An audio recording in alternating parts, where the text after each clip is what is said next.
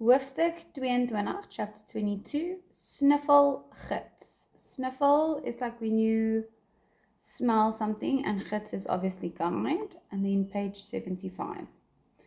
In die middel van die nag skrik ek wakker uit 'n nagmerrie. Terwyl ek water drink in die badkamer, onthou ek wat ek gedroom het. Dis oggend. Ons almal sit om die ontbyttafel en ek maak my pa se koerant oop. So Tian, awoke from a bad dream. And he remembers what happened in this dream. He was sitting at the table eating breakfast with his family, and he opened up his dad's newspaper. And in the newspaper, in his dream, this is what he sees. 16 en desperaat, op soek na ware liefde. 16 and desperate,